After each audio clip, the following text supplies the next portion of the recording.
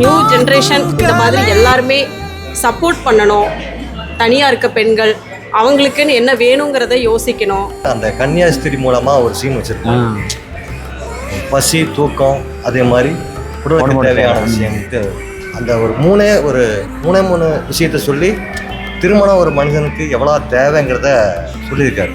அது உங்கள் உணர்வு வந்து அவர் சூப்பராக காட்சி. ஆமாம், சசி சார் வந்து இப்போ நான் உங்களுக்கு எப்படி இதை தேங்க்ஸ் பண்ணுறது, இந்த படத்தை வந்து படத்தோட எல்லா இது வந்து சசி சாருக்கு தான் போகும். தனையே திரியாக்கி தன்